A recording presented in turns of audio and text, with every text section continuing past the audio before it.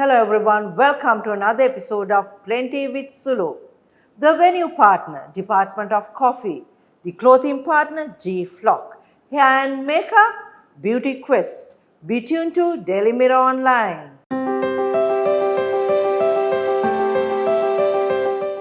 Hello everyone, welcome to another episode of Plenty with Sulo. Today, more than ever, society believes in attitudes, motivation needed by us. So while we get the knowledge, society also focus on the trainings, including the attitude trainings and motivation. So I thought I need to bring someone who speaks on that. And he is a corporate trainer, motivator, lecturer, and a business consultant. He is Suranga Thenakoon. Hi, Suranga. Hi, Sulo. Thank you very much for inviting me. And thank you for actually accepting my invitation. No problem at all. My pleasure. Today we are going to talk about you, talk about the society, the corporates, and also the global and local economy. Before we proceed, if I ask you to do a self-introduction, Suranga, how would you do it? Sulo, I myself, you introduced my name, Suranga Thenakoon. If you look at started my career, I'm not from Colombo. I have come from Anuradhapura. Okay. Studied in a school in Anuradhapura. After that, moved to Colombo. Started from the hospitality sector. Hospitality is my background. I worked in a different world ranking brands. Then I joined into learning and development. Then right now I do the lecturing. I'm a motivation trainer and corporate trainer. And I do a lot of CSI activities as well, like you. I help the youth, for the women, of developments of their soft skill development, as well as the corporate training in other sectors. Yeah, so actually I just checked your profile yesterday night and I realized you are coming from a hospitality background. Correct. So how did you got into this training, development, motivation? So actually, when you talk about the hospitality sector, there's a gap in Sri Lanka. Gap in Sri Lanka, not because of COVID or not because of the pandemic situation. There are lots of, especially soft skill development, learning and development. I joined the hospitality sector here in 2000. Those days, of course, all hotels, hospitality sector. So they were really keen on the training and learning and development. So right now, of course, actually this is the area, not even hospitality, most of the industries needs to pay high attention to develop the soft skill development as well as the learning and development of It's not only the hospitality industry, it's a full scale of the corporate background. Certainly, yeah. It has to go for the full set of corporate background, and you can move into public partnerships as well. Even the government sector also required the training very much so. So you saw the gap and you stepped out from the hospitality industry to be a trainer, motivational speaker. So it's like this. While I work in hospitality sector, I used to work in brand like Hilton. So they have a program called departmental training. So this is where I have started, where Hilton career. Then I started as a departmental trainer. Then because I identified there's a potential of giving the training for the employees of the organizations. This is the area where I started. Later on, I became a learning and development manager in an organization. Okay. So they have, then after everything I identify, I have potential of starts my own business. So where I have started my own training platform, which goes as a trainer, lecturer, and a motivator. So those are the areas I have keen and like to talk about. Came from Anuradhapura, got into hospitality, saw the gap, came out and started on. So you're an entrepreneur, a social service entrepreneur, and a professional entrepreneur. Correct. Am I correct? Absolutely correct. Okay. Absolutely correct. So, when you look at, as you said, a lot of people look at the training as something, not as an investment. But if you look at a knowledge, like if you get a diploma, degree, and a certificate, people think it's an investment. There is a gap on attitude on these soft skills and the knowledge. And if you look at Japan and other countries, they believe in soft skills and the knowledge. etc. Correct. So how as a trainer, how we are trying to give this attitude to the corporates? Sulo, it's a good question you asked. So what I want to tell you, if you look when you talk about best practices, as you mentioned, the countries, especially Japan and developed countries. So from the primary education itself, they have a activity-based education. That's been from the childhood itself. They are providing training for school children. Unfortunately, which could not happen in Sri Lanka for the time being. So that's what the topic has brought up as a widely in Sri Lanka. So this is where we have a gap. So everyone is focusing to get the knowledge. Knowledge is required, but in terms of knowledge, as you mentioned, soft skills development such as communications, teamwork, and working towards the gaps of finding a solutions. So when you talk about soft skills development, this is the area where we are lacking for the time being in the country, Sulo.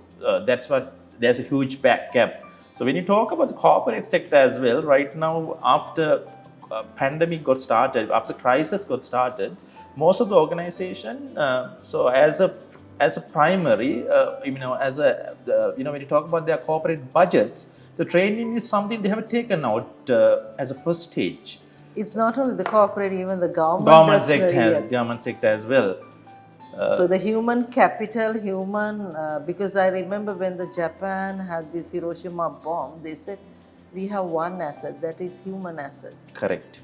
But during even crisis, we are not focusing on it. So this is where, as you said, this is where lacking for the time being, especially customer care management. When you go to any organization, they don't understand what's the importance of customer. And this is the area we really need to. There's a huge gap right now. Even the hospitality sector right now, all the skilled people, they have migrated to different countries. The secondly, of course, they are filling the gap, but still soft skill development. They need to understand how important the customer is a key for any organization, not for the hospitality sector. Agree. So even now, if you look at the youth, when we were trying to do MBS, we actually was working, getting experience. Now they are just the degree MBA, and now they look for PhD. So all the certificates are there, but they are not focusing on soft skills. Being in an association, being in a club does not give you the soft skills. So how we can actually tell them the importance of, the soft skills? Because you work with youth. What is your view on that? When you talk about soft skills, Sulo, this is very important. So area what have been even in terms of customer care, so working towards your management, so getting the decisions when your management has been handled any empowerments. So when you talk about each and every sector, soft skills will connected, Sulo. So therefore, there's a huge, right now, there are some companies, especially corporate sector, public and private sector, they're keen on looking in that, but there's no proper strategy which has been come from the government itself to provide them soft skills development for employees, even for customers. There are many areas we need to focus on that. As you said, soft skills is the area. So knowledge is important, certification is important. Other than that, they should have to have ability to adapt into the environment, working towards a team, and working under pressure right now, and handling the finance of handling your own finance, and communication, which is very, very important, Sulo, right now. So I think very simply, how many of them are return your call, right? If you call someone, especially new employees, so they don't return, they don't even pick up the phone. Yeah, I mean, these small things, right? Yeah. So we have to go into that level and give them a kind of important, we have to identify, we have to show them to fill these gaps as soon as possible in the country. Yeah. So when you said that it has to come in the government and the corporate sector, also the leaders, there is a miscommunication because, a lot of good speakers, just because you are a speaker, you cannot be a trainer. So there is a miscommunication about trainer, speaker, and a lecturer. There are three different roles, three different professions. So how you, as a corporate trainer, what will be the way we have to rectify that? Because speakers become trainers without content is an issue for trainers to speak about soft skills. So how do you think we have to rectify this? Trainer, as you said, we have to, even I would like to add the resource person, facilitator. I mean, we have to identify which area. Trainer, it's, one content, he talks about training and development matters. And when you talk about lecturer, lecturer is something he will talk about diversification about particular subjects. So motivator, you just motivate the people based on the subjects, the matter, based on the organization. With these three segments, as you mentioned, not even three, but there are many segments you're identified. But for our people, what happened, most of the trainers or most of the speakers, lecturers, they talk about all content. That is not the right way. If you go to Sulo or any other countries, some people, they only talk about sustainability. Some people, you have to identify your potential area where you really need to keen on. So based on that, you can give them the guidance where audience will be attracted, and this content definitely is required. Which area you will deliver, and what are the steps needs to be done. What is the vision? What could be the goal, and what could be the outcome of the audience? So everything would be matters as you understand. So every trainers must understand what you are good at, what you needs to be taken place, what could be the outcome you can gain on the training, what you have been taken place. Sulo. Yeah, so you are correctly said. So we can't be just speaking on topics unless we are specifically knowledgeable on a topic. Correct. And then we have to know what we are delivering and the outcomes. So when you look at Malaysia or UAE, you can't just go and be a trainer there. You can't just go and do a workshop. You have to, in Malaysia, I know, because since I'm registered, you have to be a registered trainer in the Human Resource Ministry. Then only you can deliver the training, and you have to give your contents there. But in Sri Lanka, a lot of corporates spend a lot of money and bring international trainers and give our money to them. The economy does not get it, right? So do you think we should be making it correct that while we bring we need exposure, international trainers we need, but how we can gain their knowledge and also to contribute to the economy? So it's I like your question what you asked. It's a two-way thing, So we need to get the international exposure there. So they are the people who can see the world, because we need to have potential and we need to have insights from those speakers. As well as you said, if you look at the universities, right? Anyone wants to get the certification, you need to register under University Grant Commission, so UGC, right? So we talk about. Likewise, unfortunately, when you talk about the learning and development or motivation training or corporate training or coaching, unfortunately, there are local bodies, but still there is no proper international platform has been created in Sri Lanka where any trainer. There are a lot of youngsters also. They are looking at to become a trainer. They are looking at to become a motivator. They are looking at to become a good lecturer. They are willing to become a good facilitator. So in order that we have to introduce some, I'm going to tell you that there are no places. There are lots of international places, but we have to have a proper platform, the data, or one website or one digital platform. Anyone wants to get registered, what are the qualifications to be filled up, what are the areas needs to be filled up, what are the important topics need to be talked, in order that they can choose, they can identify it, so they can go ahead and join into particular international bodies. That is important. Another way around, when you go to the if you are going to take all international trainers and doing the training in Sri Lanka, corporate sector or public sector, public or private sector, I would say, unfortunately, as you said, our currencies, our money, it affects definitely, it affects the dollar crisis. So we have to have our own platform where our trainers get registered and our all facilitators get registered. And, any customer wants to get the training. So you go into this, the website. So go to following database, you can pick the trainer and do the training. And also there should be proper ranking system also needs to be taken place. That is important, Sulo. There's no proper rank. Everyone can be deliver the lecturing, everyone can be do the training, but there should be a proper ranking system where based on your content, so based on your motivation deliveries, your ranking goes up. Your popularity will go up. In order that customer will choose the particular correct learner. So likewise, when you talk about if you look at the brands, especially hospitality sector, you have a TripAdvisor. You can, based on the customer review, you can select pick the best hotel. Likewise, learning and development also, if you could get in the support from the government, if you could implement one platform, so definitely that will encourage to join for the youth as well, in order that we can save our dollars too. Yeah, very true, because we have to formalize training and development if we want to actually give a good soft skills in Sri Lanka. While we have the academic, we need to have the soft skills also.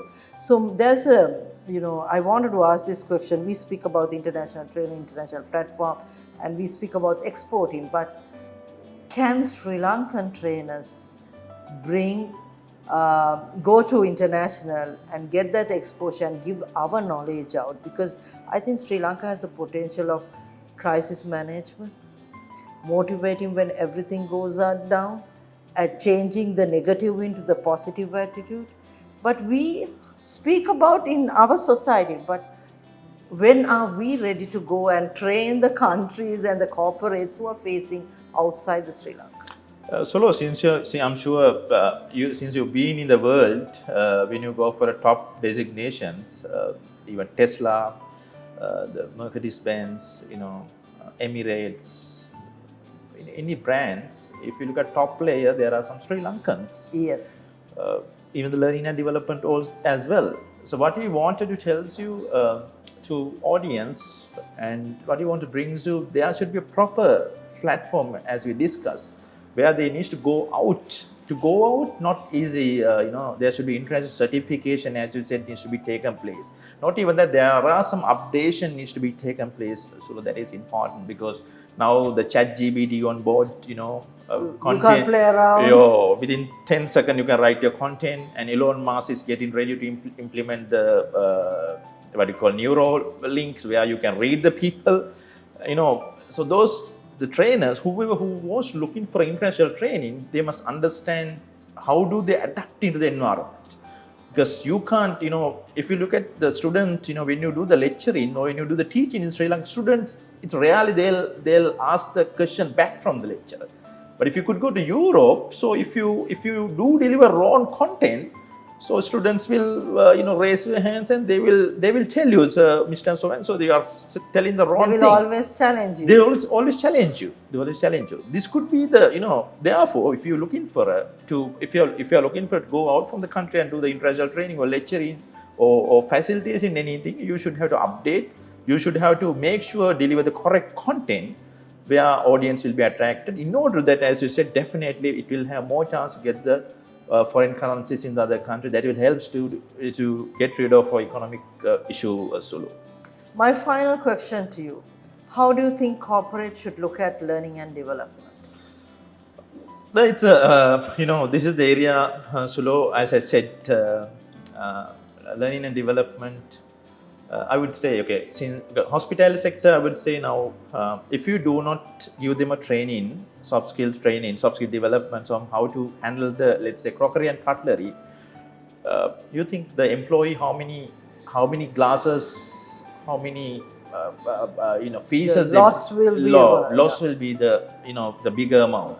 So company, especially my request would be especially this comes under the head of HR, human resources. They need to make sure definitely you shouldn't take it out your training and development budget. So every day you have to not even getting the facilitator or trainer from the outside. You can develop, as I said, have you can your develop all trainers on your platform as well. So department trainers can identify the potential people, the career developments. So when you have this kind of platform, so definitely they'll stay back. The other thing, Suro, the people think that people only live in for salary. So not even salary people leave because recently they have done a research. So most of the people leaving not because of salary, because of the environment is a factor. People are leaving from the organization. Therefore, especially head HR, human resource development needs to be keen on to keep the better environment. To keep the better environment, definitely you should have to have a learning development, because people now youth, of course, right now the generation would like to develop every day. So if there are nothing to learn from the particular organization, definitely they move into other organization where they can learn many things. Thank you so much. Today we had Suranga Thenakoon, who's a corporate trainer, motivational speaker, and a lecturer. He spoke about the importance of learning and development, and also he's told about how the Sri Lanka should have a system for trainers to get registered and also for them to give the best to the country. Not only that, how the soft skills matters for the corporates to get the productivity and the profit. And thank you, Suranga, for joining us, and it's pleasure to have you with us. It was a great discussion, Sulo. So looking forward to give you best support in future. Thank you all the so best. much. Thank you. So this is Plenty with Sulo.